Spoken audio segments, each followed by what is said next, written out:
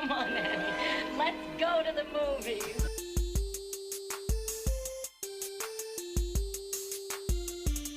This is the Cinereelists, episode 534. My name is Kyle. My name is James. And my name is Zach. And we're here to talk about movies, movie lists, and movie obsession for the next hour or so. We're also here to talk about, Zach, what's going on behind you? We're not here to talk about that. I felt like sitting on a couch. So I switched rooms that I normally record in. This is, I would say, aesthetically a much more pleasing background to look at. Sure. Yeah. This is I call it the bonus room. It's my room to just have anything that I want in it. And basically the goal is like for a room that a 10-year-old boy would think is awesome. Wait, so you want 10-year-old boys to come to this room? The 10-year-old me wants to be in this room. I got you. Yeah. Okay. Let's go clarify that. What I like about your bonus room is it's a den, like it's a room you have to step down into, but it's on the second floor. Right. And I've never seen a second floor den before. Yeah. Yeah, it's great. Yeah. Is that what It's like defines a den?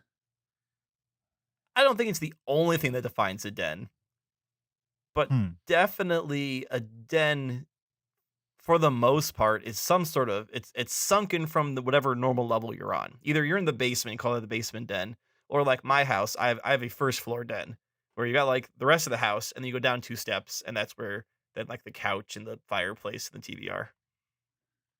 Gotcha. Interesting. Zach, give us a tour of what we can see in the shot for the YouTube Okay. people. Sure. Okay. Well, directly behind me are board games. Mm-hmm. Because I love playing board games. So there's various board games behind me. Above the board games are Legos. Because I love Legos. Right above my head, those are all my Forestman Legos, which are the Robin Hood sets. Mm-hmm. Why didn't they just call them Robin Hood series? I think that was a time when everything was generic. Like they weren't doing licensing deals yet. Gotcha. And so they had castle theme, space theme, that kind of thing. Mm-hmm. So they certainly could have, it's free IP, Mm-hmm. but they went with Forceman. But it's very clearly Robin Hood. Very, yeah. Yeah. And then here's some more Legos. These are sorted Legos that I play with my daughter. Sorted by color? Yeah. Nice. Yeah. Did you guys know that the bearded Lego pirate was one of the first minifig faces that was different from just the 2 eyes and the smiley face? The bearded? I did Say not that know again? Yeah, so there's like a Lego pirate, and he has an orange beard and sometimes a patch.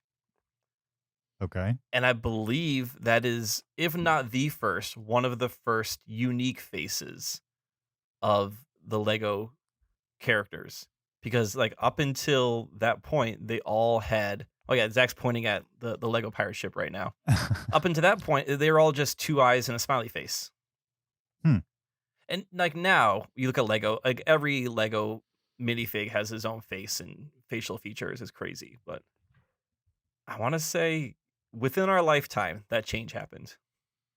Sure.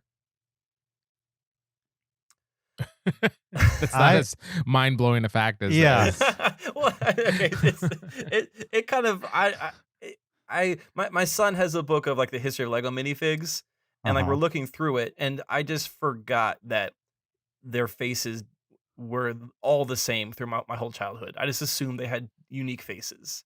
Oh, yeah. I mean, I've never really thought about that either. Yeah. So it was just But- it was more like an aha moment for me. throughout your childhood. That pirate probably came out in 89 or something. Yeah, 89. So, right? Like I was playing Legos pretty young. Yeah, you'd only been forming memories for a couple of years at that point. But even so, that means I had one Lego that with a different face, and all the other ones still had the same faces. Okay. Okay. I'm also getting some major deja vu on Zach giving the tour of this bonus room and us talking, what is a den? I'm pretty sure the last time you recorded in there, we had this exact same conversation. I don't think he's ever recorded in there. Have you ever recorded in there, Zach? I don't think that I have. Yeah, I don't think he has. Oh, okay, well then I'm just getting deja vu. The glitch Maybe in the you Matrix had there. maybe you had this discussion live when you were visiting. Should I? I'll do a tour of it, and you can put it on Instagram or something. Oh yeah. That'd be great. That'd be awesome. Well, welcome to the podcast, everyone. Episode 534.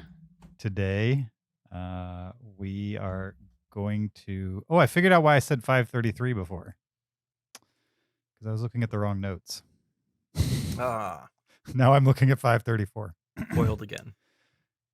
For a second there, I thought we were going to talk about the adventures of Robin Hood. I was like, we already talked about that. Let's do it. No, we're going to talk about Jurassic World Dominion, the last of the Jurassic Universe movies, I guess. Is that what it's called? Jurassic Universe? No. What's it called? The Juniverse. The Juniverse. Okay. Well, Where does the N come from?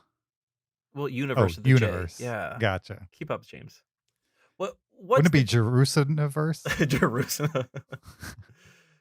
Jurassic World Universe. Yeah. What is the chance this is actually the last one? I mean, this series is going to be rebooted at some point. You think? Well, yeah, everything is. It's IP. Like this movie made this movie made more money than Top Gun Maverick did. I think the next Jurassic Park property will be some type of crossover. So it'll be Jurassic Park plus another franchise. Plus Men in Black? Yeah, something like that. Uh-huh. It'll be like it'll be a crossover. There's been a Men in Black 21 Jump Street rumored for like a long time.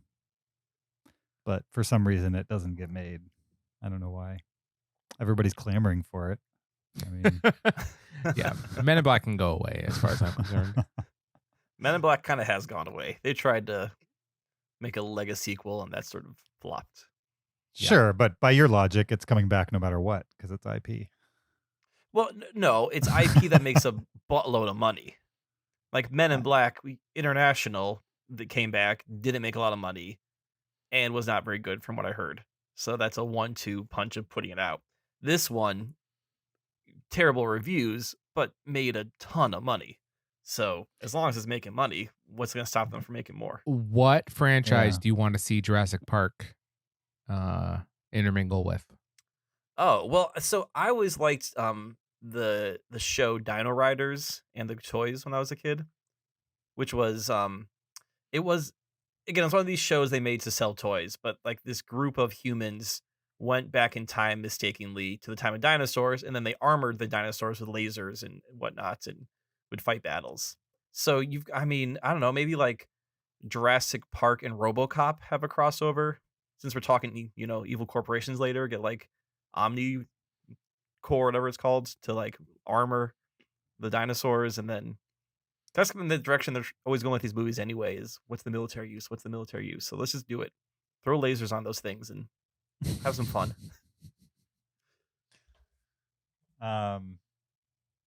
Yeah.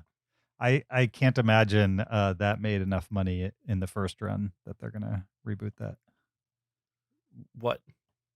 That dinosaur cartoon. Oh, where they Dino armored Riders? No, dinosaurs. it's one of those cartoons from the 80s I forgot about until we were doing our list a couple weeks ago. Sure.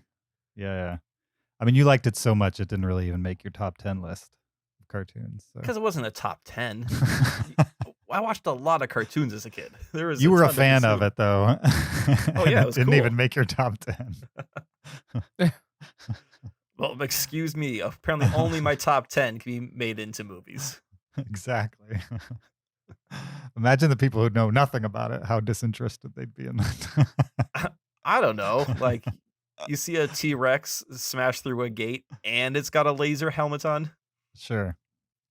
Well, I have high faith in Hollywood that what they say they're not going to do, they're never going to do. So, we will never see another Jurassic World. This is the end of the movie. franchise. Yep, the end of the franchise. That's what they've said. I'm going to believe them, which always works out with these types of things. I remember when George Lucas would just claim up and down that Star Wars was only 6 parts. When I was a kid, he would go on talk shows and say it was 9 over and over and over that. again. Yep. It annoyed the crap out of me when he retconned the fact that he said it was 9 parts and then he changed it to 6 because he had a bad experience with the prequels and didn't want to make more. Is it the general consensus that when he made Star Wars, maybe he had the idea of a greater universe, but there wasn't some planned out, this is the 4th episode of a nonology? Well, I mean, the first movie didn't have episode 4 in front of it. Right, it was until just called later. Star Wars. Right. So I think when he set out to make that movie, he may have sketched out a backstory and maybe like something that happens after it. Mhm. But I don't think he had planned on it being the 4th in a bigger story. He made it so that it felt like the pulp TV shows that, Yeah.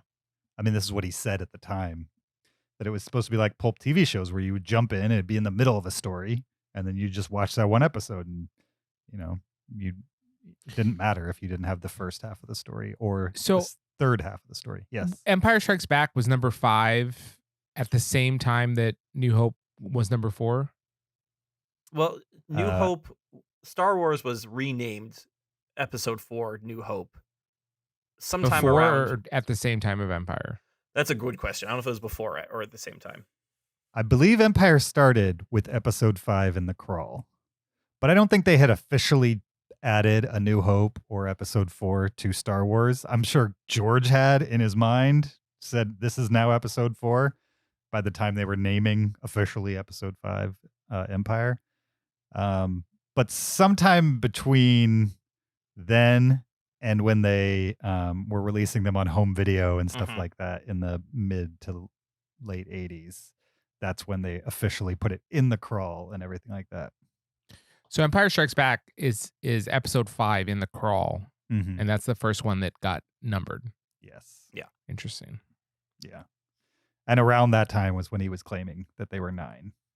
For the record, if he changed his mind and wanted it to be 6, I'm fine with that. Just don't claim it's always been 6. Right. When you said it was 9. That's one of those moments where he says, it's always been 6, and you do the smash cut to him saying 5 years early. So I have this 9 idea. Right, for sure. I'm reading a book right now called Easy Riders, Raging Bulls, and it's about like the new Hollywood and in the 70s and stuff like that. And we're just at the part of the book where George Lucas did THX, and American Graffiti is about to come out. Nice. I like that it's called Easy Riders, Raging Bulls, and neither of those movies are from the 70s. Well, yeah, but it starts the first movie it talks about is Easy Rider. Right, which kind of kicked off. No, the first one it talks about is Bonnie and Clyde. Yeah. All right, Easy Rider kind of kicked off New Hollywood. Yeah. In that show The Offer that I'm watching about the making of The Godfather, there's a lot about that kind of stuff, about the push and pull at studios between making movies that are, new American classics, I guess, versus the old style of like what the audience wants, the audience gets type of stuff. Yeah. And the idea of like studio heads wanting to make art and not caring about how much it makes, or assuming that like the money will follow as long as you make something good, versus like, let's make something guaranteed. Yeah. And, originally, The Godfather, they wanted it to be contemporary, so like set in the 70s with hippies and stuff. Yeah. They go through that in the movie. The movie's pretty entertaining. I'm going to check it out. I think there's only one episode left. Okay. I'll check it out. But we're not here to talk about The Godfather. I mean, we could talk about it if we want, but I doubt it'll relate. We're going to talk about Jurassic World Dominion. But first, a little bit of housekeeping. Don't forget, there's a video version of this podcast. Go to YouTube, Search Cinereelists, REEL with an S on the end. Check out Zach's den and listen to us talk while you watch. You could also support us on Patreon at patreon.com/Cinereelists. Leave us an Apple podcast review. We'd appreciate that. 5 stars only. Or send us a listener email to heyguys@cinereelists.com. Send us a comment, a question, a list suggestion, any of those kinds of things.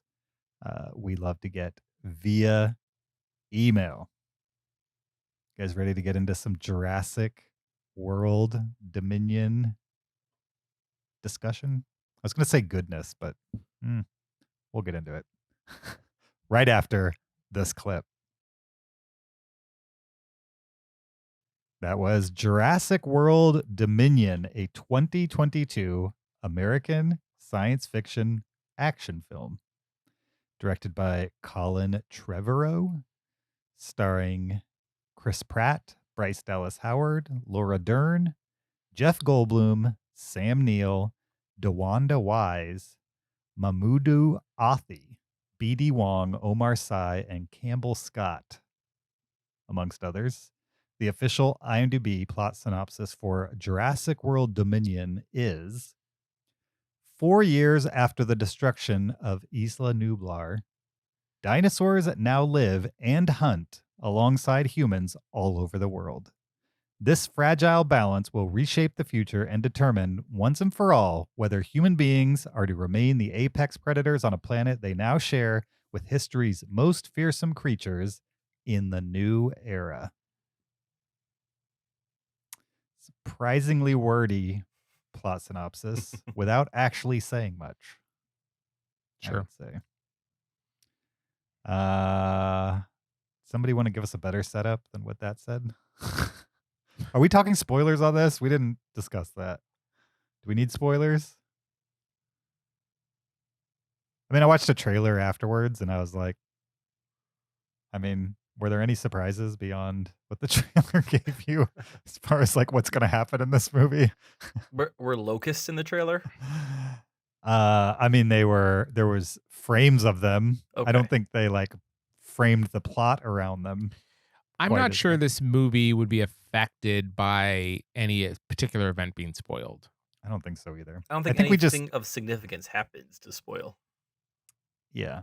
How about whatever we think is a high point, we probably won't spoil if we don't have to. But if you're listening to this, we're not going to stay 100% spoiler free. So just know that if you want to stay spoiler free for Jurassic World Dominion, Just go watch it first. yeah, just go watch it first and come back.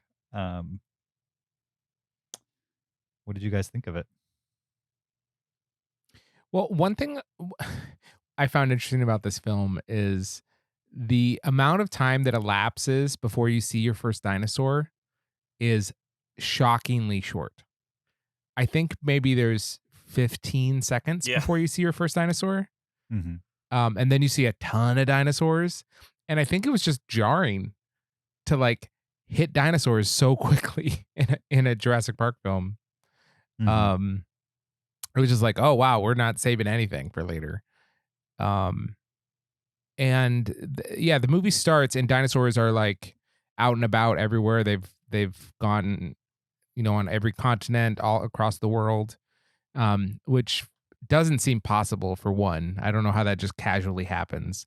But two, it's so dumb. They're letting dinosaurs, like dangerous man-eating dinosaurs, just live out and about. Like there's one that makes a nest at the top of a skyscraper in New York City, and this is like a predatory pterodactyl that like eats people. They're literally like these creatures are terrorizing humanity, and they're just letting them. Whereas like that would not happen at all. Like if there were lions loose in New York, they would shoot the lions or capture them or something. But they're just allowing dangerous dinosaurs to just roam free and terrorize people. It's just indicative of how dumb this movie is. Sure. Like it's not a bad time. I was enjoying myself watching it. I guess. But the movie is just, it doesn't have to be this dumb, you Mhm. know? That's my quick take. I agree. A more interesting movie would have been like Dinosaur Hunters or something like that. Of like, hey, there's dinosaurs that seemingly are across the globe in 4 years, and there's black market this, and like we need or dinosaur wranglers or maybe something like that. Mhm. Would have been, I don't know if it'd be more fun, but a less dumb idea and would make more sense than, yep, dinosaurs are just roaming around eating fishing boats and not much we can do about that anymore, I guess. Well, yeah. I mean, how did these creatures migrate to all over the earth? I mean, I would guess black market sales and then they escape, or like, I mean, we see in the movie that there is a trade for them. Mhm. It's like, how do anacondas get in the Everglades? They're not migrating there. You have like a brachiosaurus, and I guess there's a black market, right? And they're selling baby brachiosauruses, and they get to a new continent, and then what? They like accidentally let them loose, I and they grow up. Yeah, I think it's like people get a pet snake. You're like, oh, this is a cute little snake, and then all of a sudden it's 12 feet long, and like, oh, I can't deal with this anymore. You get this cute little brachiosaurus, and all of a sudden it's 30 feet tall, and you're like, oops, Yeah. I underestimated the size of this thing. But the difference is you're not buying it on the international black market, and smuggling it into your country. I don't know. I did like the tailspin nature of this film, though. Yeah, her was it Wanda DeWise? Her plane was very tailspinish. Is a very tailspin plane, Yeah. which I liked a lot. She was kind of like the Han Solo of this film. Wait, I thought Owen Grady was the Han Solo of this film. Not anymore. Every time someone controls a dinosaur, especially a velociraptor, by putting their hand out, like in not just this movie, in all the previous ones, like Chris Pratt's one character skill is he can make eye contact with a dinosaur and hold his palm out. Oh yeah, and they do that with maybe like 7 different dinosaur types. Yeah. And multiple characters do it. And it's like, that doesn't, like, it only worked against Blue, the raptor, Yeah. because he like trained it, right? It doesn't just generically work with all dinosaurs. I mean, it's left over from like westerns, right? Didn't people do that to Like horses? wild horses and buffalo and stuff like that in westerns occasionally to like calm them? I think they would do that to a wild horse, not to buffalo. Or maybe bulls? I don't think you would do that to a bull. Oh, yeah, he wrangles like it's not I don't know, a large dinosaur, like a 10-foot tall dinosaur with the big horn on its head. Yeah. They wrangle it, and then it's like running away, and he's able to hold this thing back like around a tree. Oh yeah. And I'm like, no way! Like you weigh maybe 200 pounds, and that thing weighs tons. This thing was bigger than an elephant. Yeah, like you're not stronger than this thing. You're not gonna horse whisper it into submission. Yeah. That being said, I think I knew what I was getting myself into, and I had such low expectations that I kind of turned my brain off, and I had fun with it. Especially with the return of the original cast. I enjoyed that. I had just seen I saw a double feature, so I saw the original, the 93 Jurassic Park right before I saw this one. So it's kind of cool to see some of the parallels between the two. Like there definitely were some callbacks which were fun with the original cast, but every time you've got like I can't think of his name, Chris Pratt and Blue the Velociraptor, I did not care at all about that stuff. I didn't care about it in Jurassic World. I didn't care about it in this movie either. Yeah, I mean, I agree with that, and I also don't care when Chris Pratt is on screen with anybody, including his new daughter and his girlfriend or whatever they were with Bryce Dallas Howard. Like, has there ever been a duo on screen with less chemistry than Bryce Dallas Howard and Chris Pratt? Yeah, both people that I like individually, but when they are on screen together, I don't believe a single thing about it. Yeah. I would say The Rock with anyone. Anytime I see The Rock trying to be a romantic interest, I'm like, nope, not buying it. Oh, I don't even. Does he do that? I don't even think The he does Rock that. and Gal Gadot. Yep. And also in That's Jungle true. Cruise with Emily Blunt, I was just like, yep, not buying it. Yeah, I mean, I like Chris Pratt. I think that's what's crazy is like you look at all three of these world movies with Chris Pratt kind of being front and center of all of them, and he's so underused for like what they could get out of Chris. You compare that to like the Guardians of the Galaxy movies, where he's humorous, likable, has a personality, and that he's flawed. You know, all the things that you would want in a character to make them interesting on screen.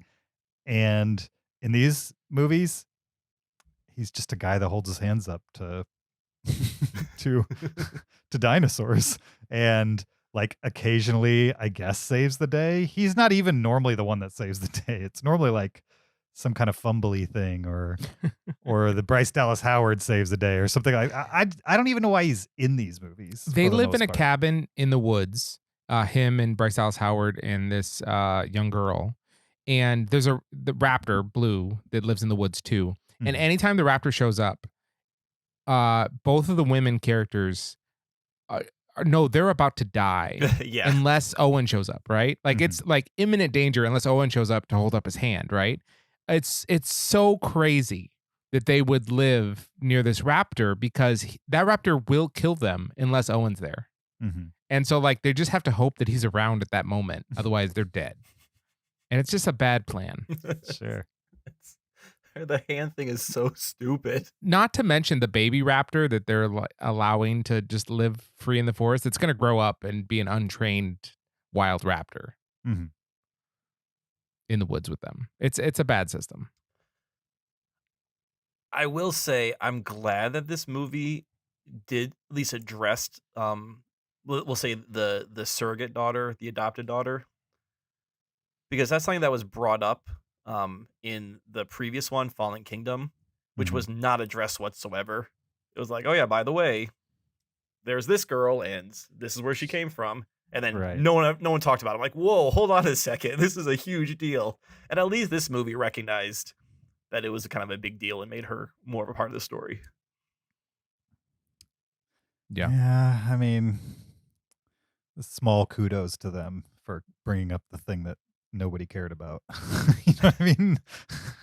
It just seems I don't like, know. I watched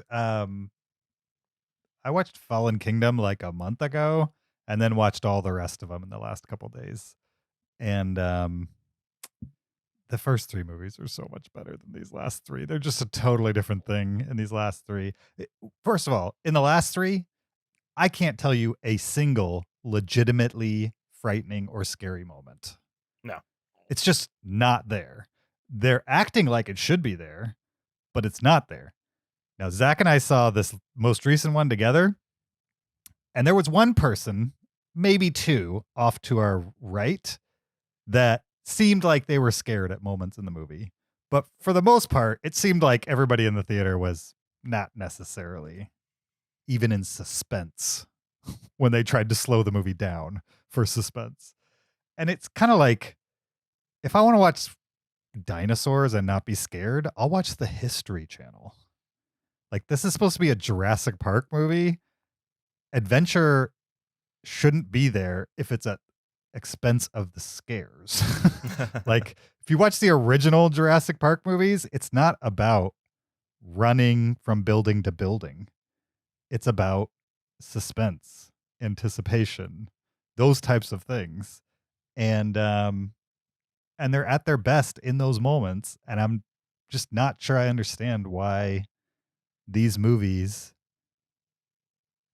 just are, when they even attempt it, are so bad at it compared to the original three. Well, I don't know. I can give you two words. It reduces it to like Marvel movies, and Marvel movies are supposed to be action adventure. These are supposed to be suspense, like borderline horror movie, PG-13 horror movies. That's what they should be. And they're just not that. When he was on the motorcycle in, I don't know what city they were in. Milan, was it? Yeah, was it Italy or sure? And like the velociraptors were jumping off of Malta? Was it Malta? Malta, maybe I'm in Malta. At that point, I'm like, I'm watching Mission Impossible or a Bourne movie or a James Bond movie right now, like just with dinosaurs. But it's still, we're like doing the motorcycle chase through the narrow corridors and cars are flipping and exploding. And I was like, yeah, they're right. They're trying to make whatever the current action style movie is. But with dinosaurs. Yeah. I had Okay. fun with that scene when they're chasing him down the streets. I like that. With the laser pointer. Yeah, I was fine with that. It was fine. Yeah, it was fine. But it's not, it doesn't stand out as anything interesting or different than a guy chasing them on a motorcycle, to me. I mean, there might be a slight difference, but it's the same feeling. It's the same thrill. The only reason that people ever get away from dinosaurs, especially the velociraptors, is that they're so clumsy. Like they scramble at every turn and like are constantly falling over. They're just very bumbly dinosaurs. To defend this movie, they're a little clumsy in the original also. They do trip over things. Okay, so it's not just like an invention. Oh, absolutely. And it's believable clumsy. Like I believe that they're going so all out, like 100%. Yeah. That like they just And they have can't take the turn. Genetic memory of tile floor. So Sure. It's true. It is true. Yeah, I mean, I didn't not have a good time watching it. It's just kind of sad that the Jurassic movies have been reduced to this, and that they're like so characterless. Like, it's sad that the best thing about this movie is a character from the first one who just shows a little bit of charm. You know what I mean? Like Dr. Ian Malcolm from the first one practically carries this movie. Yeah. Comedically from scene to scene once he's like regularly in the movie towards the end. And some of the Dr. Grant Ellie stuff is all right, but for the most part, forced. they're kind of drips in this movie. We've already talked about the Jurassic World cast and how uninteresting they are on camera. It's just sad that like the only thing that pushes it along is something that was established in the first movie and just retread in this one. It's pure nostalgia that makes you like him in this movie. And he's the only one that's given jokes that really land. I don't know. I'll say a couple things that I liked about this film. Mm-hmm. One, they very intentionally threw in some dinosaurs that had feathers, to like make up for not having feathers on dinosaurs. Yeah. Mm-hmm. And they looked cool. I was like, cool, that's a feathered dinosaur. I'm in. Two, I don't know why this is in a Jurassic World movie, but like the locusts, they're like gigantic locusts, the size of like a dog. That was a cool visual and it was very well done. Like they felt real and menacing. It's the worst plan ever of like an evil corporation because absolutely that comes back to you. You're not going to get away with this whatsoever. How was Laura Dern the first one to realize that these crops are being eaten and these ones weren't? Yeah, like right. That's what I mean. Like it's like you gotta do a little bit better hiding your tracks than that. Yeah, it was a Monsanto commentary, I guess. Yeah, sure. Yeah, I mean, I respect that they've over the course of these 6 movies kept with like the idea of like corporations run amok or greed over common sense and nature over human. I don't know. But humans need to like tame things, I guess. I like that they've kept that through all the movies. It's just they've watered down so much of what made the original Jurassic Park movie, and even the first 3 on some level. Even people that don't like the third one, at least the third one treated dinosaurs as something that should be scary. It's just a shame that it's become like another Fast and Furious franchise, where it's like no longer about what it originally was about. And some franchises can do that and be better for it. This is not working in my book. Now, maybe the money, the box office shows something differently, but in my book, it's just kind of like. Now, Fallen Kingdom was way worse than this. I'll give it that. At least this one was watchable. Fallen Kingdom is brutal. I agree. It was hard on the first view. The second view was like, wow, I really don't want to watch this again. Yeah. Do you guys think we can quick rank the 6 movies? I absolutely can. Okay. Yeah. Sure.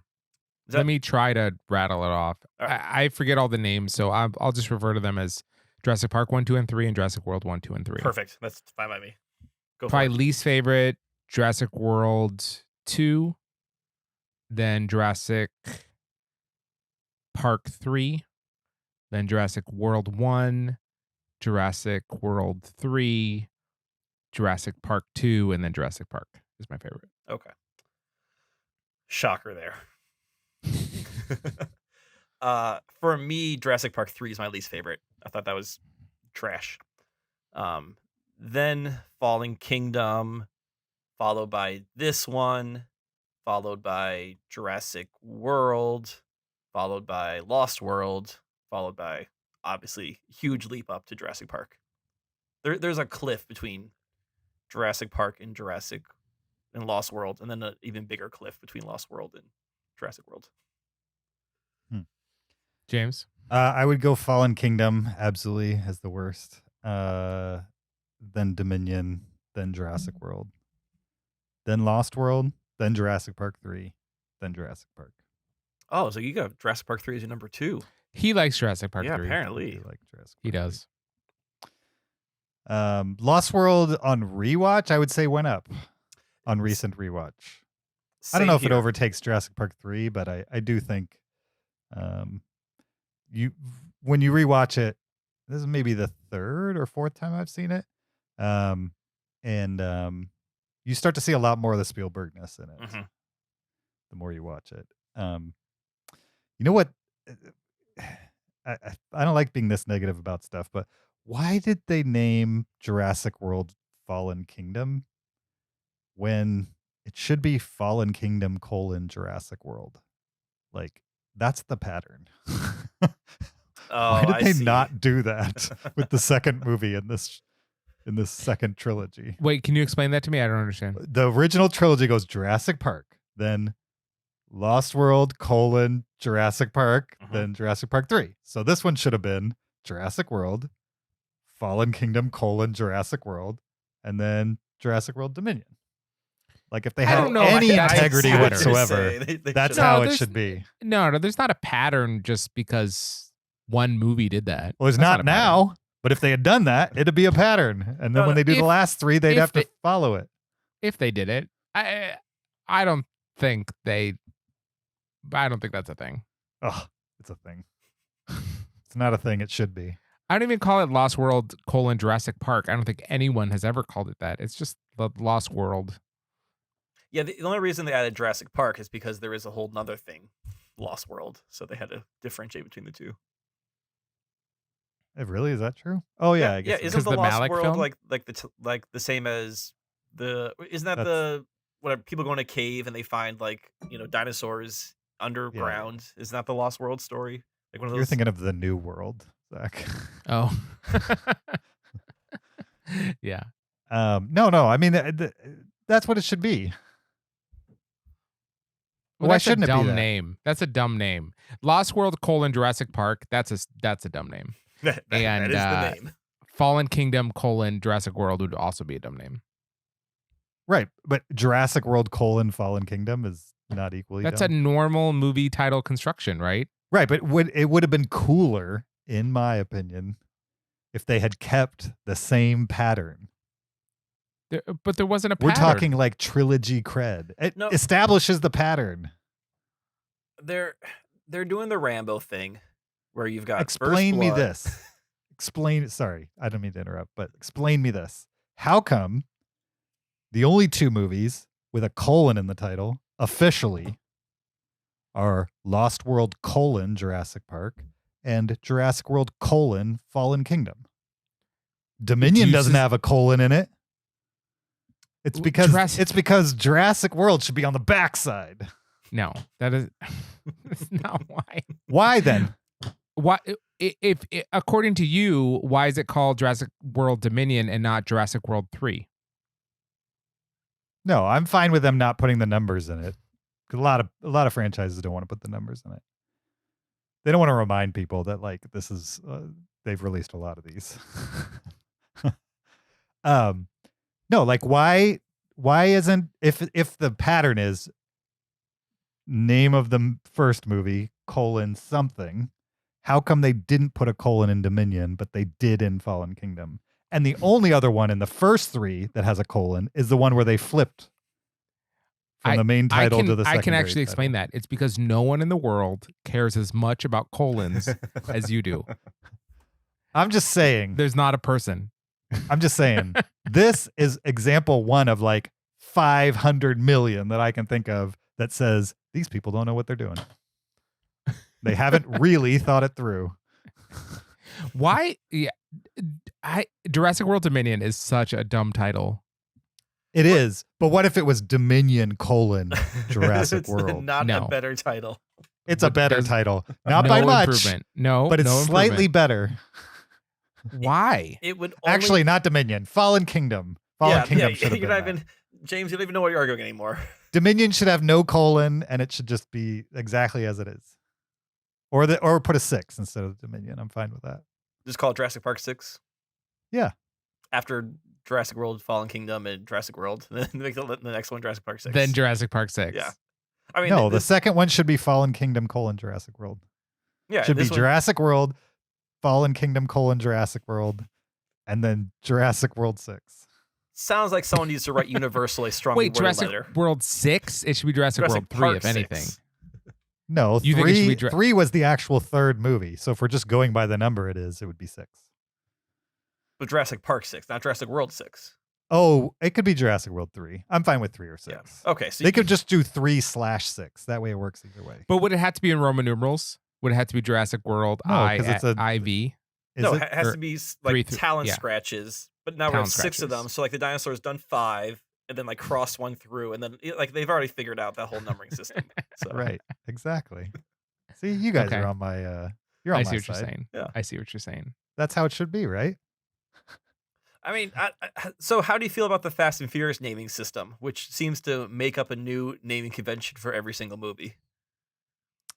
I think Fast and Furious gets so incrementally stupid, but like in a good way, in an entertaining way, that they get away with it. With even calling a movie Fast 9 and then Fate of the Furious and then Furious 7 and all that stuff. That doesn't bother you. Yeah, what's the dumbest Fast and Furious title? Fate of the Furious might be it, or Too Fast, Too Furious. Too Fast, Too Furious. Though Fate of the Furious is pretty bad. But I'm going to say just the title of Fast and Furious : Tokyo Drift is a pretty dumb title. Like, doesn't make you want to watch that movie at all. That. You like that one? No, I like that. Yeah, I like that. I mean, it sounds like a spin-off, which is what the movie was originally. Mm-hmm. Yeah. It's like Fast and Furious presents Tokyo Drift. Like Hobbs then and later Shaw. they kind of retconned it into part 3, right? No, Tokyo Drift is number 3. No, it takes place between 6 and 7. Right, but by release, it's number 3. Oh, it's number 3 by release, but chronologically, it takes place between 6 and 7. Why is this movie called Dominion? Because the animals have dominion over the earth again. They don't. Humans are still in control. They're not in control. But I think that's I don't like it, but I think that's what they were getting at, was like, it was their dominion, now it's ours, we're fighting over dominion. Type of thing. Should that have been the movie? Should this have basically been like a apocalyptic movie where it's like 50 years in advance and dinosaurs have taken over and like society's collapsed and now there's people? It's like kind of like a zombie movie but with dinosaurs. No, like a Rise of the Planet of the Apes kind of a thing. Oh, I guess we do have. I don't want that already. All right. Yeah, I don't want that. I'm going back to Dino Riders. We just need to put lasers on them. That's where we should be right now. I would have been fine with a time travel thing. Alan Grant and Laura Dern go back to the Cretaceous period. Not the Jurassic period? Well, then all the cool dinosaurs wouldn't be I know, there. yeah, right. These are all Cretaceous. We'd have a Stegosaurus, and that's it. Which there was in Lost World, had a Stegosaurus. Yeah. But yeah, Cretaceous Park doesn't sound as cool as Jurassic Park. Yeah. Or Mesozoic Park. I mean, if they handed me money and said go make a Jurassic movie, I would absolutely make a Troll Hunter style movie where you've got documentarians and it's told through first person cameras, because I think you can make the dinosaurs scary again that way, because they won't be on the screen constantly to where it's not even effective anymore as something you should be scared of. James, I'm not shocked at all that if you were to make a movie, it would be a found footage horror film. They wouldn't have always had to do that. They've just overused the dinosaurs to the point where I don't see how you make another Jurassic movie scary without doing that. I mean, you can do it. You just need a better director. Like I think I think you could have done it after 3, but I think now it's done. I think they could make a scary, like they could make a Jurassic Park style Jurassic World movie if they had the right director who knew how to make something thrilling. But Colin Trevorrow is not a great director. He doesn't know how to make things thrilling. I think he's a big fan of the series, and he likes to put dinosaurs on the screen, as Zach said, because there's like 15 seconds in, boom, here we are. But he doesn't know how to make it thrilling. He just knows how to, like, oh, if I have them fight, that'll be cool. I'm like, well, no, I mean that's cool and all, but give me something more to engage with it. Make it, give me some stakes or something. Yeah, I mean, it kind of reminds me of the discussion we had earlier about like New Hollywood and like the struggle between how much money can it make versus maybe we can give them something they don't know that they want. And this movie and the whole Jurassic World series feels like, how much money can we make? Like what's going to get people out? Not like, can we make a great movie from the ground up, something that they haven't seen before, or like a take that's unexpected. I don't think those words, if they came out of anybody's mouth, it was engineered out over the process. Guaranteed. I don't know. I don't like it. How many stars is I don't like it? I don't know. For people who dislike Jurassic Park 3, I'm fine with it, by the way, if you don't like it. But at least Jurassic Park respects the dinosaurs. Respects the idea of like them being something to be scared of. And like the setups in Jurassic Park 3 might be too similar for some people to like the setups in 1 and some of the setups in 2, but at least they're in keeping with what makes those movies good. Whereas these, they just throw it all out to be like a ridiculous budget action movie, just like all other ridiculous budget action movies. And it's kind of like, okay, you're just another in 10 other big budget movies I'm going to see this year that ultimately I will forget about. I will give this movie credit for using what seemed like more dinosaur props and puppets than the previous Jurassic World movies. Yeah. The graphics looked good. I couldn't tell when they were doing one or the other. Yeah. The cantina scene was a little funny. The cantina scene? Yeah, the black market. Thing. That reminded me of like Star with all, Wars. Like the fighting dinosaurs. Yeah. And yeah, that was.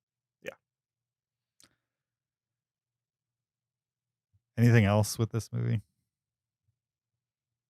I wasn't offended by this movie. I don't think it's offensive. It's just it's a shame that it's as dumb as it is. Because it doesn't need to be. It would make just as much money and just be a little bit smarter. It doesn't have to be revolutionary. It doesn't even have to be clever. Just, straightforward is good enough. But this one felt like intentionally dumb. Yeah, or like kill Claire and Chris Pratt Pratt in like the first 15 minutes, No, and then you're- have the girl have to round up all the old people.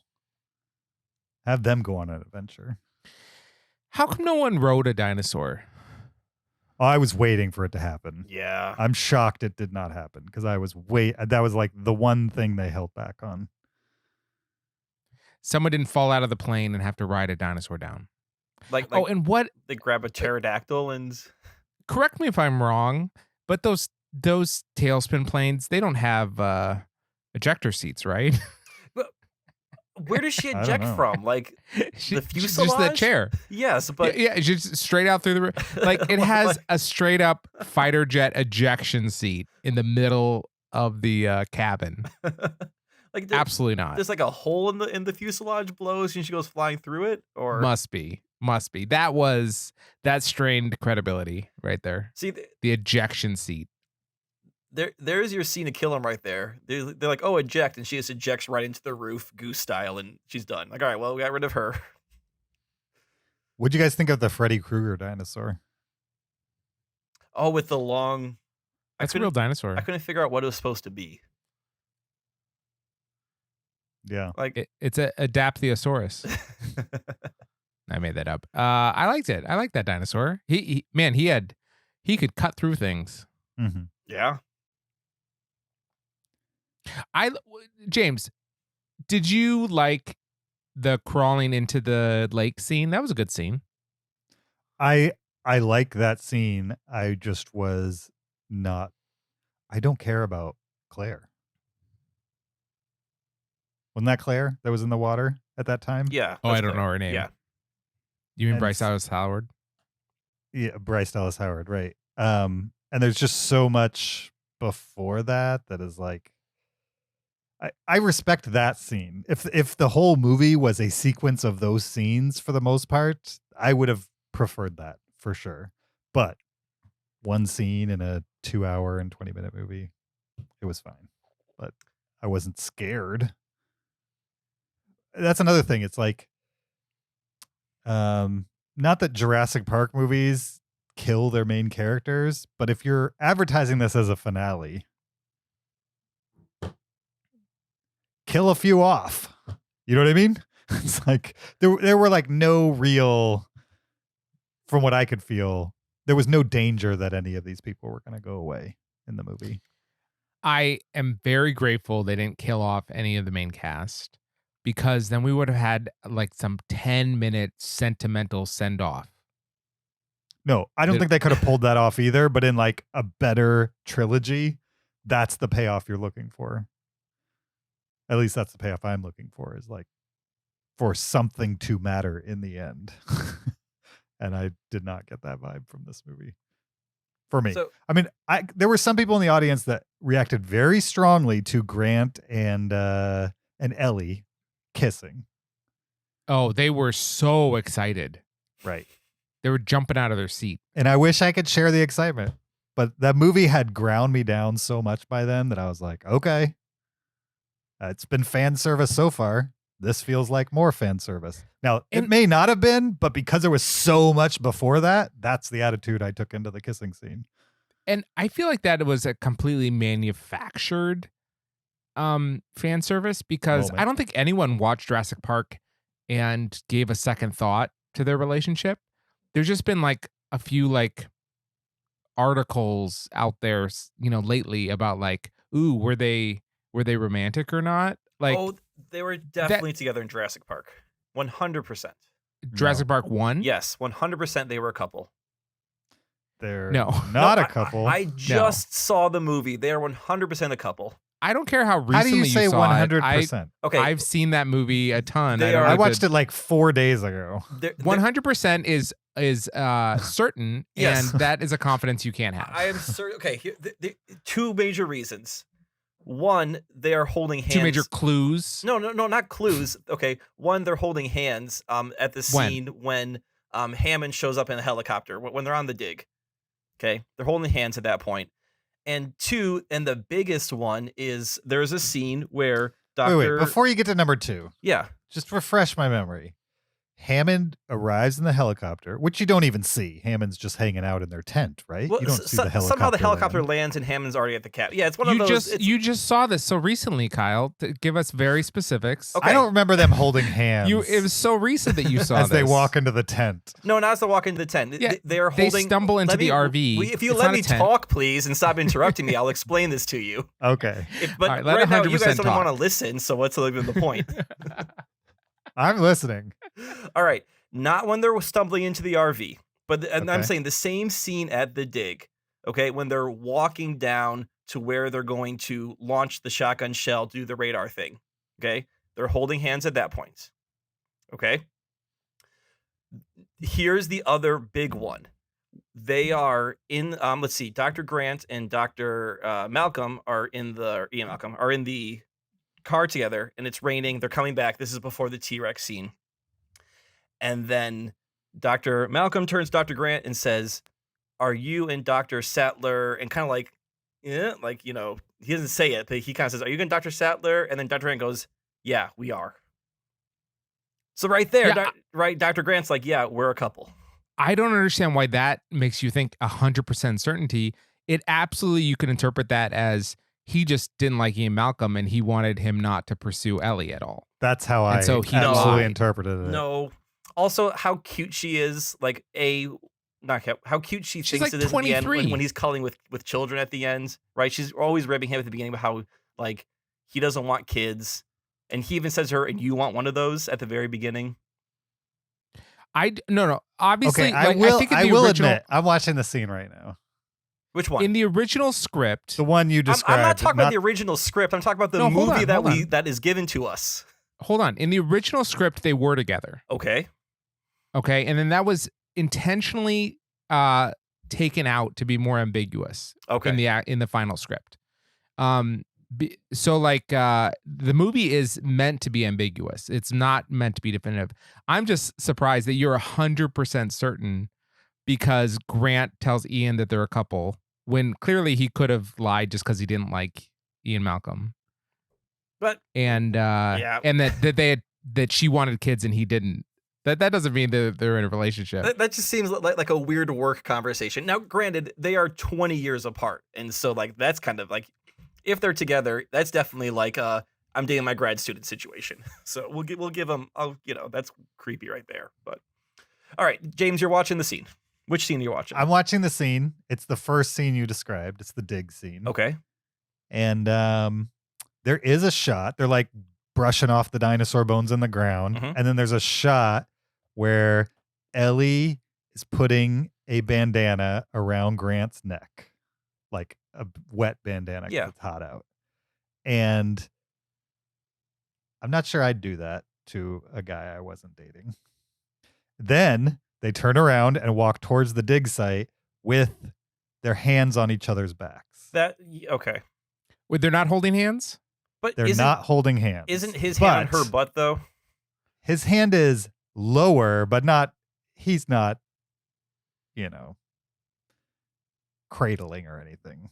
But he's not the still small of her touching back. her. He's still touching her back as they're walking down the hill. He is kind of touching it, Zach. I mean, As much as I don't want to admit that Kyle may have a little bit of evidence here, I think he definitely does have a little bit of evidence here. okay. No, so here's the thing. either I hold on, think hold on, there's Zach. Hold on, Zach. Either they're together or Dr. Grant's a super creep. Those are. I feel like your two possibilities. No, So give me a They third. could third just be option. close friends who are male and female and don't mind putting their hands on each other's backs. That's possible. Yeah, no, a Absolutely. very reasonable third option is that they're in a completely undefined, they like each other, close professional relationship, right? So like they're not dating, but they're flirting, or they like each other, or it's like a beginning stages of a flirtation or something like that. That's absolutely Mhm. a reasonable interpretation of what's happening. Or they have all those things and have even talked about being together, but because of the professional relationship, because of she wants kids and I don't, they haven't actually gone there. They decided against it. Yeah, Right. absolutely. So they're more than friendly, Yeah. but not together. They're That's obviously possible, close, too. for sure. I'm But gonna Having rewatched it, I understand what Kyle was saying. Thank you. It's just the certainty of it. The like, right. yeah. The certainty Like, is a little I would be extreme. certain if they're like, yeah, we've been dating for 5 months. If that was like a line in the film, then I would be certain. I'm sorry that Ian Malcolm didn't go, are you and Dr. Sattler? And then Grant's like, yeah, it's our 5-month anniversary. Thank you. Okay, like just a little while later, they're gathered around the monitor again at the dig site, and they see something, and then Ellie grabs his arm and touches the top of his leg, I would say, just below the butt cheeks. Yeah, but she's like 23 and she's super excited. No, I still think it's in the friendly now. zone, not the girlfriend-boyfriend zone. Yeah. But there is a lot more here than I remember. If they were dating, I think it'd be very reasonable that at one of these moments we would see them kiss in Jurassic Park. Yeah, right? There is a moment, and I don't think they kiss, when they finally reunite, and this is after, he's been on his adventure with the T-Rex, she's on her adventure with the Velociraptor, she's got the busted ankle, and then like they see each other and they do the run through the field to each other thing. But I don't think they kiss in that moment. It's definitely a loving embrace, but they've also been through trauma, so I can imagine like, oh, I see a human. So I'm gonna agree, if there was a moment for them to kiss, that would have been it right there. I'll give you that. Yeah. I mean, I think the intention was to show that it was complicated and that they liked each other as people. That there's backstory there that we just we're not sure. Well, Anyways, all that being said, the will they won't, like the like ambiguity of the relationship was never forefront in people's minds until I feel like the marketing of this film engineered it to be like, oh, let's try to put them together. And then this movie very heavily leaned into that, right? In a way that Jurassic Park didn't. It very much was like, oh, I think they like each other. Will they get together or not? It's been a long time since I've seen this one, so James, you can speak to it. Didn't Jurassic Park 3, she's in it briefly. I feel like they also addressed the fact that they're not together or that they've gone separate ways. Like she's married and got her own thing going on in Jurassic Park 3. Is that, do you remember how that's handled? She's married, she has a kid, he visits them. And then she comes back in the end of the movie. Like she calls in the cavalry for them at the end of the movie. But there's no, other than the meeting at her house where she's married and has a kid, she doesn't make another visual appearance in the movie. And there's no like, oh, if only it had worked out, or there's no remorse. There's a little bit of that sentiment. Okay. I'm not sure it said as much, but it's like, oh, you got married and you're happy, and I'm still a guy who sifts through the dirt type of attitude. All right, towards the beginning of Jurassic Park 3. Zach, I'm going to stay still. In my mind, 100% they are a couple in Jurassic Park. 100%. 100%. Yes. I still say they're not a couple, but I understand now why you would read into it that way, Kyle. I'm just a shipper for them. That's all. Sure. All right. Did we finish with Dominion? We didn't star rate it. We could do that. No. I'll give it like a 2. Okay, I'll give it a 3. I'll just go 2.5. Why not? We'll split the middle. All right. A 2.5, a 2, and a 3 for Jurassic World Dominion. What did you guys think about it? We're curious. Hey guys at Cinereelists.com. We're going to talk next about a related topic in the Jurassic universe. There is an evil corporation kind of at the core of a lot of stuff that's going on over the course of the movie. Is it an evil corporation? Is InGen itself evil, or are the people that it's not InGen? InGen's not in this movie. Right. I mean, it's an InGen hybrid, I guess, in this movie. Yes, they're an evil corporation. Here's something that made me really annoyed about the movie. I thought we were done, and we brought up corporations. Okay. InGen's been doing this since like the early 80s. Mm-hmm. That just it bothered me that we learned that they've been cloning dinosaurs since like the mid 80s. Well, how did you expect full-size Brontosaurus?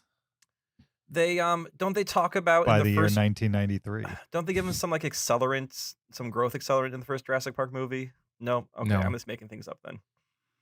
Yeah, I don't know know. you saw it recently. Dr. but- Grant and Ellie are holding Yeah. hands too. I'm just making stuff up. No, that's right. No, they give him the if in 1993 Yeah. there's all these dinosaurs, they had to be doing research for maybe more than 3 years. on Site B. Yeah. Yeah, exactly. Okay. Exactly. All right. It just seemed weird that they're like, here's footage from 1986 and there's dinosaurs. I'm like, okay, I guess you're right, but Yeah. it seems like a big secret to sit on for 6 years. All right. That's true. Well, I mean, people agree. haven't let the news out about the moon landing. How many years has that been? So Yeah. people can keep secrets if they need All to. right. I apologize. Um, That's a tangent, a rant. I'm over. Point is, the point of this transition. They is are to- an evil corporation, yes. Sure. And we're gonna run down our top 10 fictional movie corporations. Which means they don't necessarily have to be evil, but they're movie corporate fictional corporations in movies that we enjoy for one reason or another. Yeah. Now, I will say my list, I ranked them not how much I like the movie that they're in, Mhm. not how much I like the corporation, whatever that means. Okay. I ranked them by how evil they were. So they get progressively more evil. Zach, I did the exact same thing. Okay. So Fantastic. I'm really curious to see how we line up.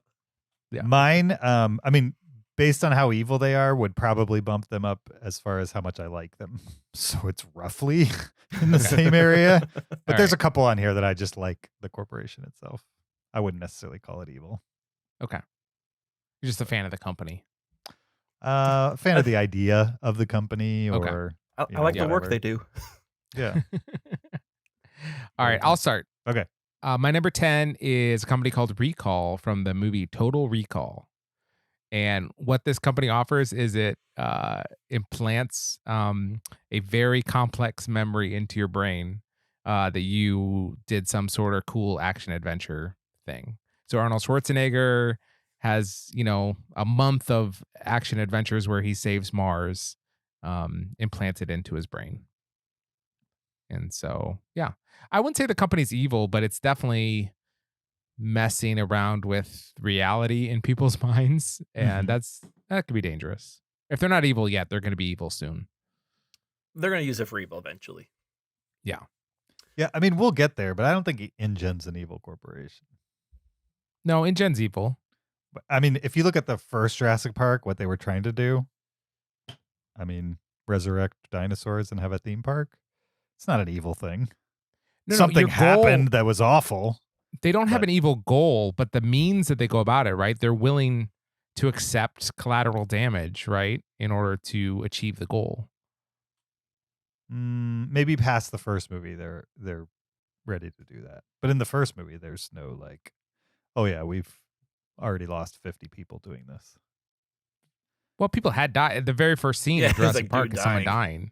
And they're talking about that's the whole point of the movie is that the zookeeper dies or whatever. One of the guys dies, and then Mhm. the lawyer says, my investors are nervous and we need a team to sign off on this. So that's how they get everyone brought into the whole thing. Yeah, I don't know. And then they Maybe hold we'll hands. get there. Well, a lot of hand holding in that first one, if you forget. Plus, they're very dishonest. Like he says constantly, like spare no expense, but like they're clearly cutting corners everywhere. Like, I was thinking, we have zoos with predators in them. Like, we have lions and tigers and bears in Oh my. cages. Oh my. And they're not constantly breaking out and mauling people. They're also not the size of a dinosaur. Yeah, Yeah, but yeah. I mean, I guess It's orders of magnitude. right. I guess if your plan to keep a T-Rex in is a electrical fence that they could knock over if it wasn't working, is a pretty poor plan. Like, it would be like, oh, we're gonna put the tigers behind this gate, this one gate that's locked. If it's unlocked, too bad for everyone out there. But I feel There's no like redundancy. their park was safe and there was redundancy except for like sabotage, right? It had to be like, a human being intentionally sabotaging it. And if you had that at a zoo, you would also, like, if a human wanted a lion to escape, it absolutely could, and it could be dangerous. true, yeah. That's what I'm saying. I'm not sure in the first movie the corporation, it might be making mistakes, but I don't think it's a nefarious motivation. And Nedry was not Where releasing Nedry ruined it. You know what I mean? Type of thing. and he wasn't releasing dinosaurs to kill people. Like, he just needed the power off so he could access these areas. He was careless, and the sabotage led to people dying. But Yeah, I agree. yeah, okay. Well, I feel like we're just talking about our list right now. We are. So Zach, what was your number 10 was Recall? Total Recall. Yeah. I was reading, isn't Recall also the company like the Running Man? I think it's one of those companies that was used in multiple 80s. Oh, really? Yeah. Or is that would make sense. It's another Arnold movie. Yeah. I'll go next. My list is predominantly evil corporations or corporations that led to evil in some way, shape, or form. But my number 10 is not, because it's a movie I really like and it's a corporation I like, and it's my first memory of like a benevolent rich guy, and this is Haddon Industries from Contact. And Haddon is he's kind of this Deus Ex Machina where he sort of pops in and says like, oh, I can build this great human alien transporter that what's her name, Jodie Foster, has discovered in Contact. And he's kind of he's the benefactor. He backs the whole voyage. When something wrong happens with the first one, he pops in and is like, why build one when you can build two? And there's a second one. When he says, when you can build two for twice the price. That's what it is. Such a Okay, great that's line. what it is. Yeah. And he says something like, isn't that the American way?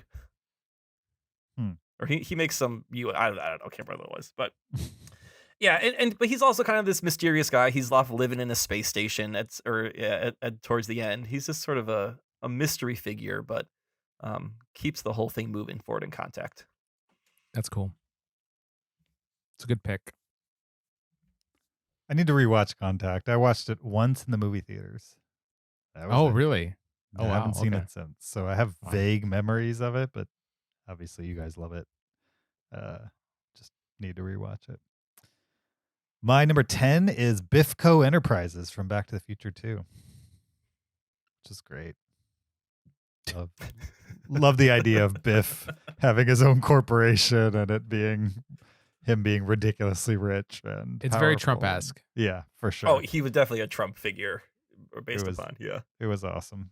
Yeah. All right, my number 9 is Consumer Recreation Services from The Game. Oh yeah. So this is a company similar to Total Recall. It offers you a lifestyle experience where you sign up and then you kind of forget that you signed up, and they jolt a little excitement into your life by like staging these elaborate actor-led experiences where you feel like you're swept up into like some real dangerous kind of thing, but it's all fake. I feel like the trauma they cause people is probably pretty evil. Although I suppose people sign up for it, but I wouldn't call them they're not a Disney company, or I don't know. So that's my number 9. All right, my number 9 is InGen from Jurassic Park. I agree with you, James, that at first, at least, InGen was not a evil corporation. We just had this conversation. Mm-hmm. They definitely were maybe careless and were not thinking ahead, and just more like Dr. Malcolm says, you're so excited, or whatever, I can't remember the exact quote. You're so interested in, can you do it? Yeah. Yeah. You didn't stop to think, should you? Should you do it? Exactly. Right. And their carelessness as well as sabotage led to deaths. And but I still think that they at least came from a place of discovery and of science and of interest. Definitely as you get further in the movies, like with, especially even with Lost World and farther down, InGen's more about, we need these dinosaurs for commodities, or we open the new park and we'll do whatever we can to get these dinosaurs back. But they definitely start off as more of a science company and a technology company. Sure. My number 9 is the Tyrell Corporation from Blade Runner. Great corporation. fine makers of replicants. Yep. Yep. Um, Nice. Love those movies. Love that corporation. My number 8 is the Gattaca Aerospace Corporation from Good Gattaca. pick. Yeah. This is a private company that sends manned rockets into space to do various things they do, and yeah, they're fully embracing like eugenics and like genetic engineering and stuff like that, and they're very anti people that are um invalid, they call them. So I'm saying they're slightly evil, even though they're doing cool space stuff. Yeah, the embracing of eugenics aspect of things is definitely pushes them more towards the evil side. Yeah, and they're pretty intolerant, right? Like towards people that aren't genetically modified. Yeah, which I also wonder, is that a societal thing too? Is it I think so. just this company? Yeah, I think it's society as a general, Yeah. are intolerant towards non-genetically modified people. Sure, but I'm They're gonna judge them by my standards, not their societies. That's a smart thing. I'm not excusing their behavior. I'm just saying that they're part of a larger problem. Yeah. Good pick. My number 8 is Cyberdyne from the Terminator series. Now you're probably thinking like, well, shouldn't they be pretty evil because they led to Skynet and the Terminators? And yes, that's where things went. And they are a weapons company, amongst other things, which is probably, not the greatest line to be in the first place, but they weren't set out to make Terminators. That wasn't like their original goal. Like, they were a weapons company, they were working on AI, and then Skynet just became unshackled and active, and that led to our apocalypse. So again, kind of like InGen, they probably should have thought ahead, they probably should have been a little smarter about it, had some more safeguards, but they weren't setting out to destroy the world. Yeah. Sure. My number 8 is the aptly named Lunar Industries from the movie Moon. Which, this might be the first one on my list that I kind of feel like they're kind of devious. I don't know. It depends on whether you care about the conceit of that movie. Just in case people haven't seen Moon, I won't say why they're evil. Yeah, I think it's evil. I would say they're evil, yeah. But just the fact that like they could probably come up with a system where they could put people on the moon to maintain their machines, but instead they come up with this other way that's kind of torturous to the person that's on the moon. Yeah, I mean they're a big presence in the movie, even though they're like rarely there. How come space corporations are always evil? I don't know. It's always the space organization. Good question. My number 8. Okay, my number 7. I don't actually know the name of this company. It's the company from Upgrade that makes STEM. Oh yeah. So it's run by Iran Keen, and they create this kind of artificial intelligence that can help this guy that got disabled. And I don't want to give away the movie, but it's a pretty evil organization from the top down. That's a good pick. Agreed. I liked that movie. My number 7 is Octan Corporation from the Lego movie. And this is my line between corporations that led to evil things, but that wasn't quite their goal, to actual corporations that are trying to do something bad. So here's a line right there. In Lego movie, Octan Corporation is run by President Business, who's also Lord Business, voiced by Will Ferrell. Will Ferrell, sorry. The singer, Will Ferrell. Will Ferrell. Will Ferrell, Elijah 4. Like the easiest name I screwed up right there. At least you could remember his name. Exactly. Who? Chiwetel Elijah 4. The first one was clever. The second one was just redundant. All right. Anyway, Octan Corp has, and Lord Business has a plan of using the Kraggle to freeze everyone in place, to make sure that nothing can be built, can be changed. Everything has to be uniform and the same.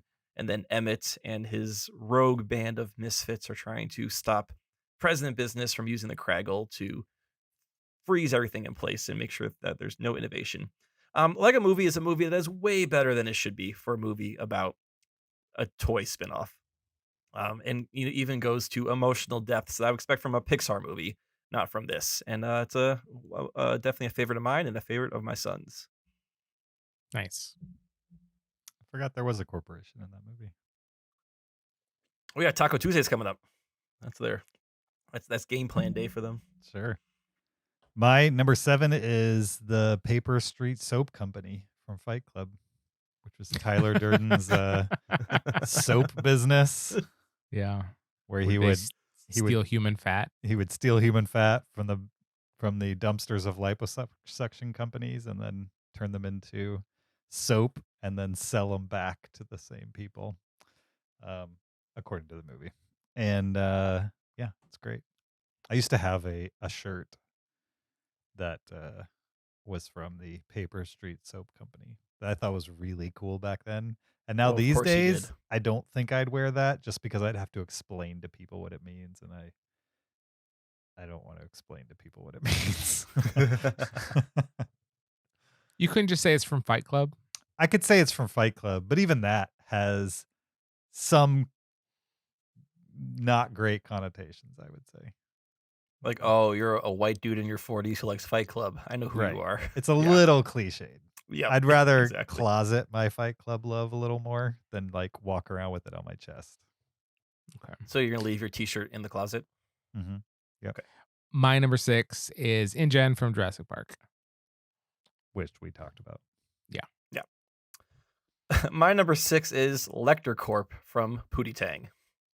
Oh yeah, they're evil. Yeah, this is run by Dick Lecter.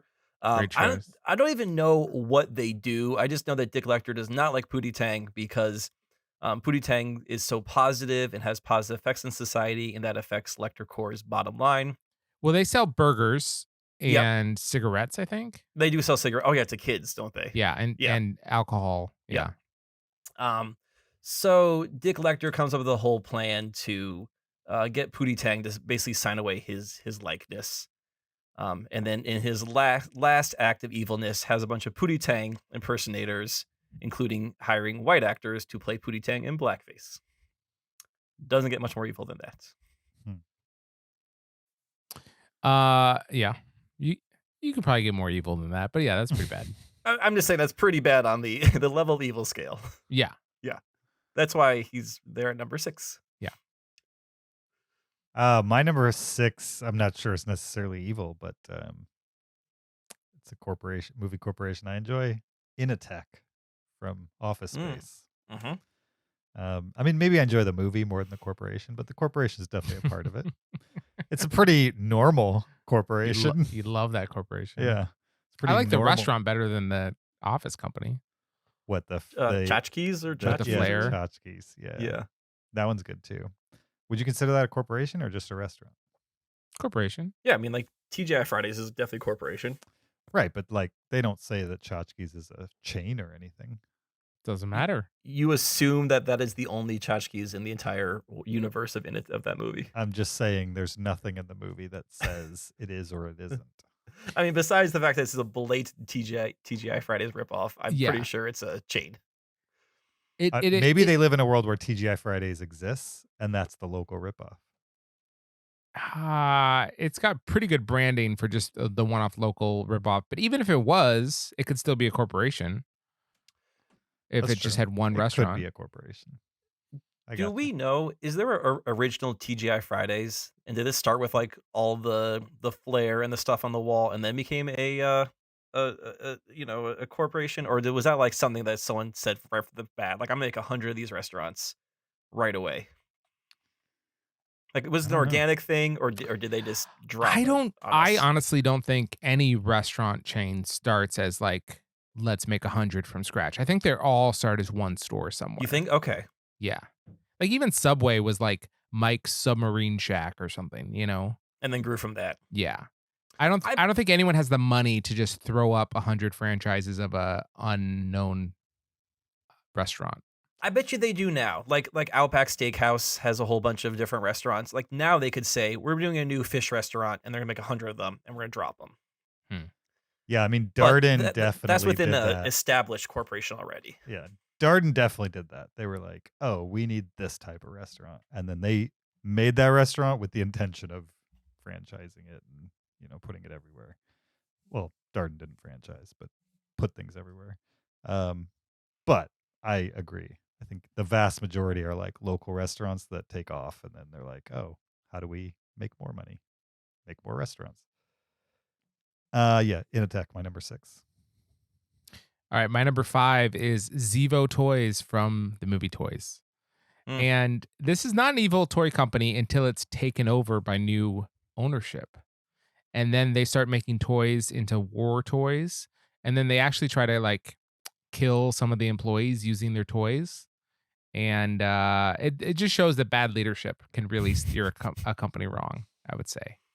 It's a pretty weird movie, pretty awesome, I think. So yeah, Zevo Toys, number 5. My number 5 is By and Large from Wall-E. And By and Large became this company that pretty much ran the planet. The CEO started a plutocracy where he was also in charge of the planet. And then By and Large also led to the destruction of planet Earth and the building of Axiom to take off, and then kept people in space indefinitely because there was this belief that Earth could not be returned to. So, between destroying Earth and keeping the human race hostage in a spaceship indefinitely, that's pretty evil. That's pretty bad. Yeah, pretty bad. My number 5 is Stark Industries from Iron Man.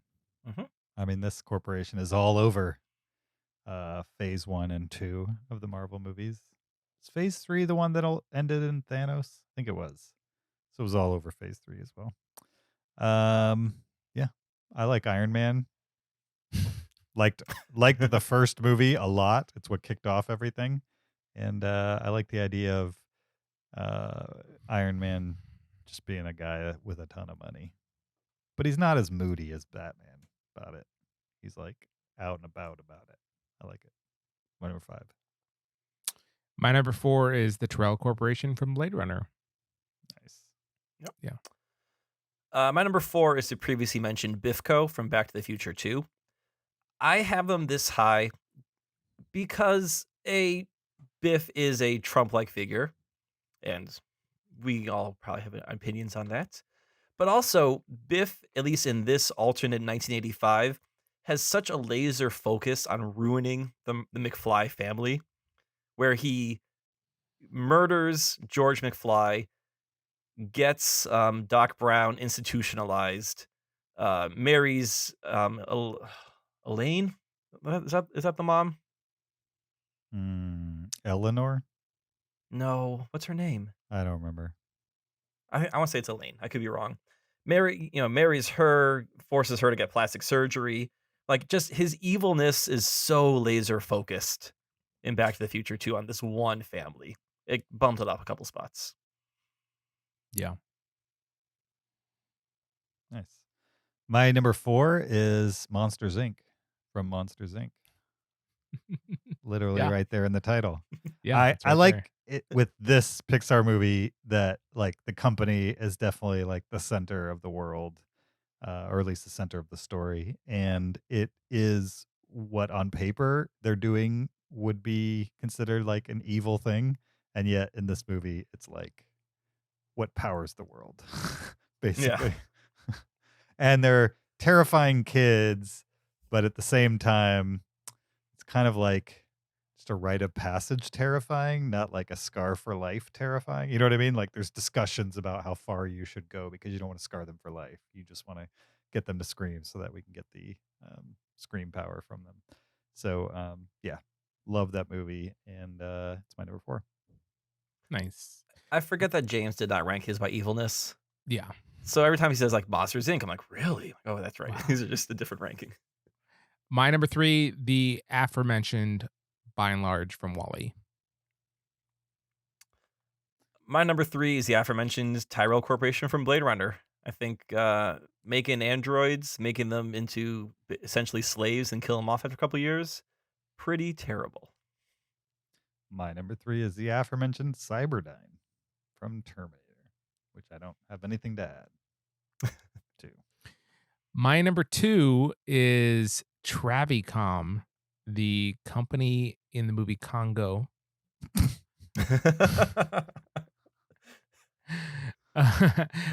They just absolutely do not care about the safety of their employees.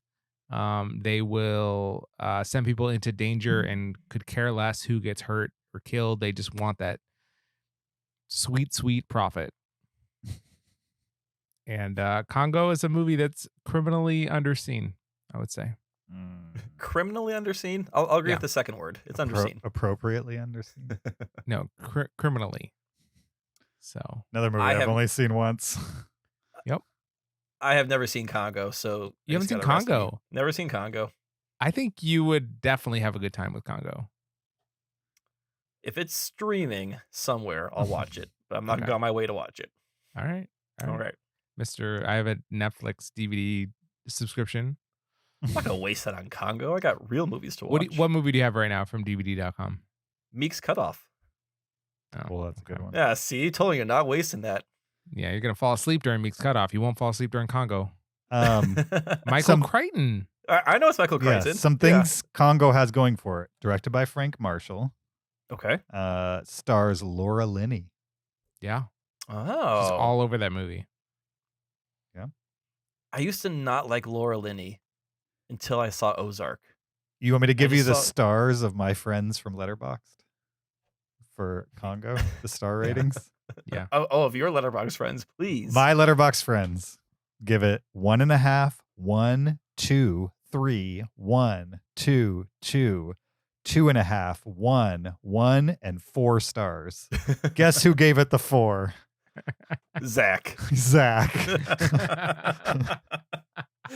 All right. So if we drop off the lowest and the highest and take the rest and the average the rest. Yeah. Okay. Criminally underseen. You only have a few ratings. Whereas there should be hundreds of 1 and 2 star ratings. All right, my number 2, and I'm surprised this has not been mentioned yet, is Omni Personal Products from the RoboCop movies. And they're pretty evil. They're taking They're bad. nearly dead cops and turning them into, cyborgs. They're trying to build their own personal police force. They do not mind people being killed and murdered along the way.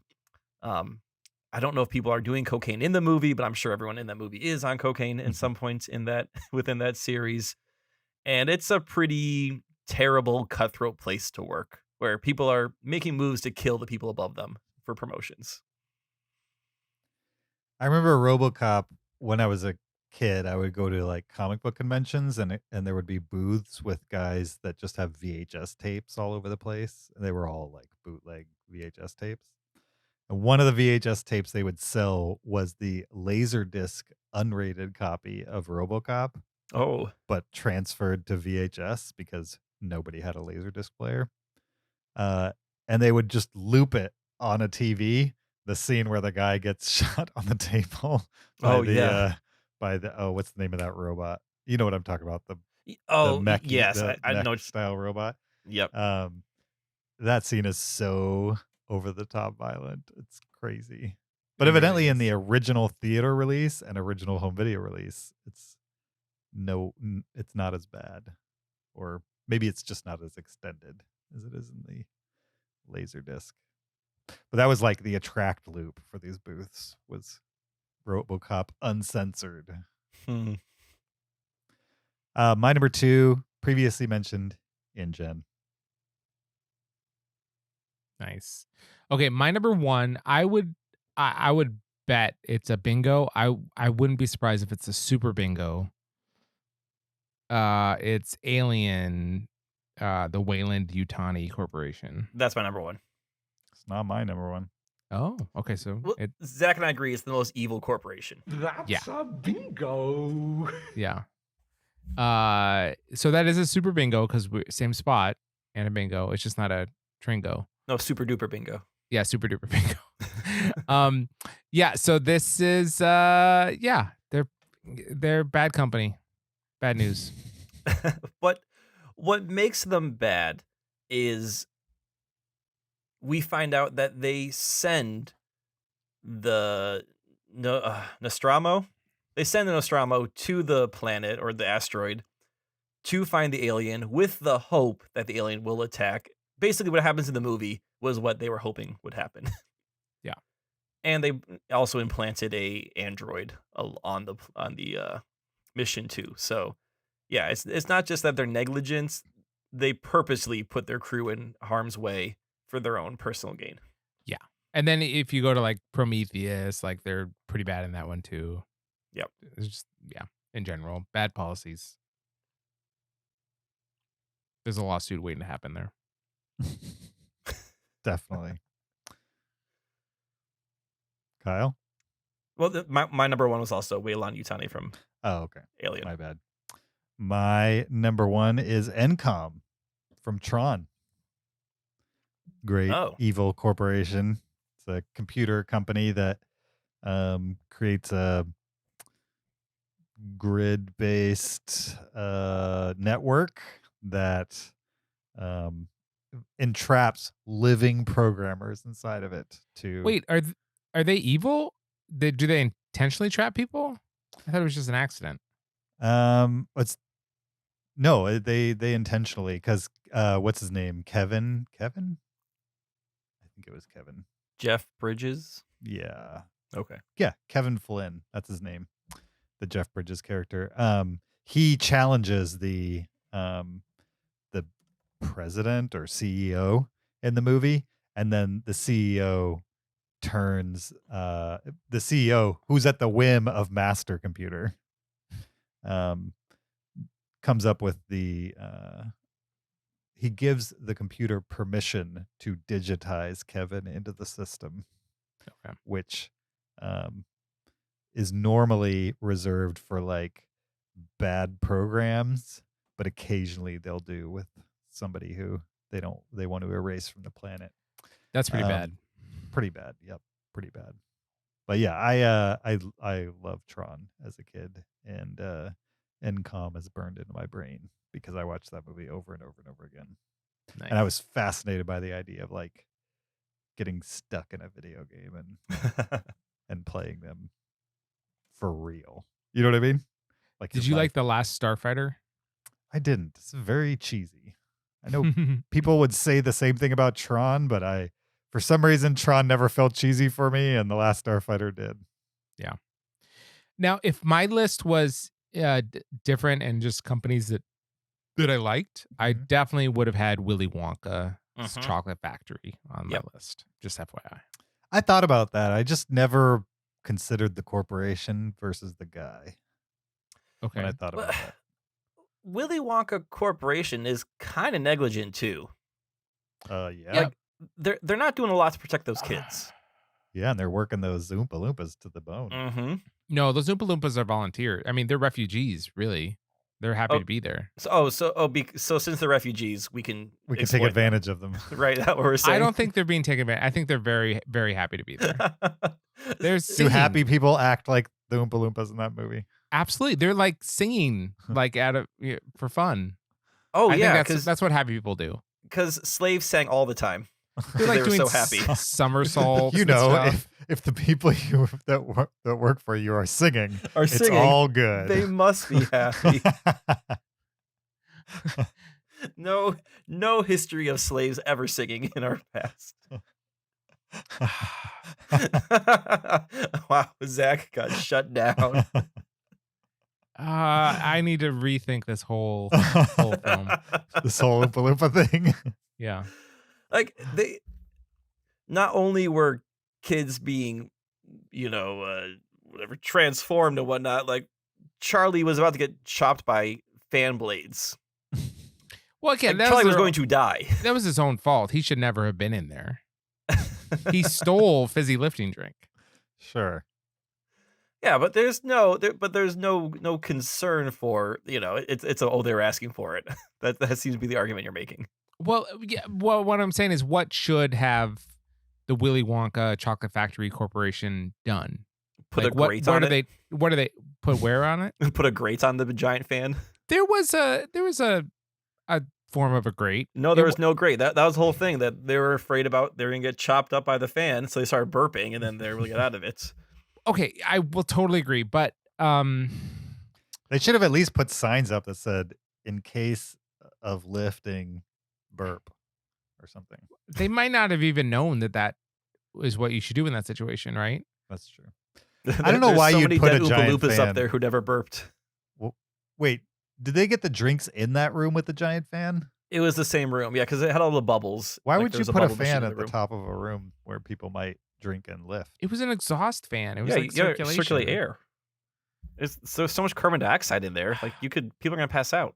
Seems like not very logical. Again, it's like there's a lot of factories that, like, if you're gonna go in there and break the rules and steal something and then go to an area and try an illicit substance where you're not supposed to, it could be dangerous. I don't think that's the company's fault. I tend to agree with that. You know, like don't eat the gum if you don't want to plump up like a blueberry. It is a factory, not a playground. Exactly.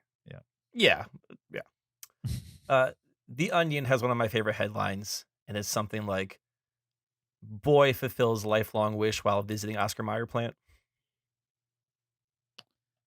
I don't get Oh, Zach got it. he wants I to be an wish I were an Oscar Mayer wiener. wiener. it. Oh, That's funny. Zach Sometimes got the it. onion That's a too good one. layered for me. Can be a little obtuse. That's a Yes. good one. Yes. That's a good But one. that was one of my favorites. Yeah. Well, good All right, list, guys.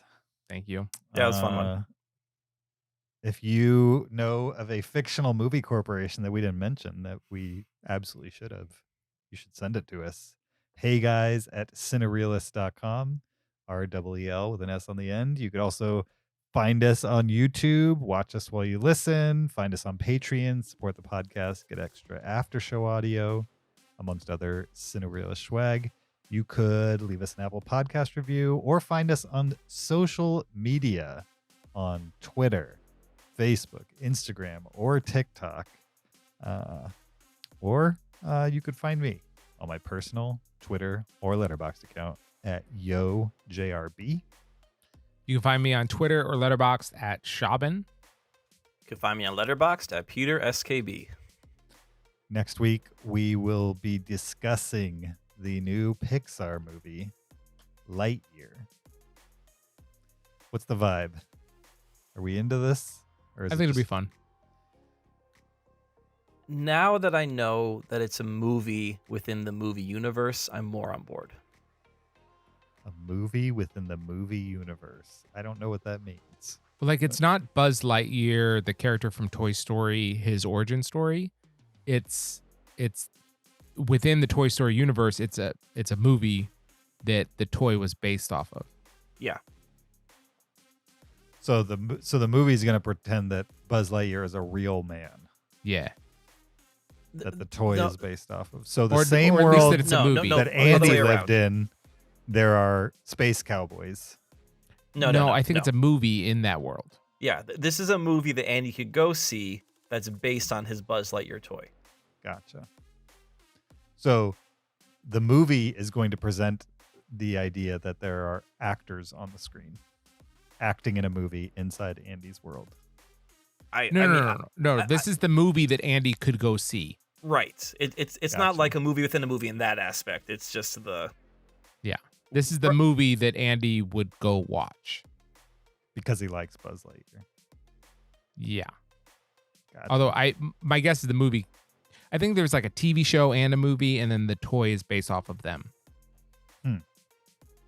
Yeah, I don't know which one came first, the toy or this movie. We'll never know. Well, we might know in a week. We might know in a week. That's true. All right. Thanks for joining us, guys. We'll see you in a short week. Until then, keep it cinereal.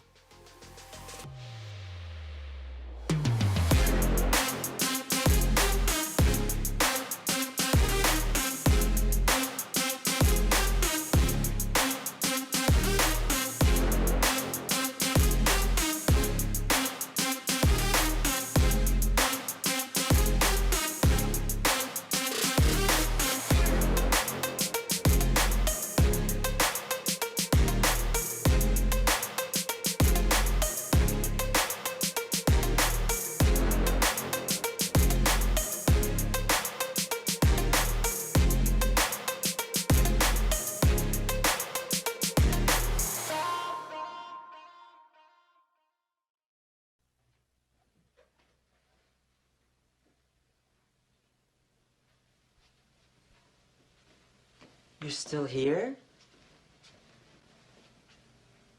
It's over. Go home. Go.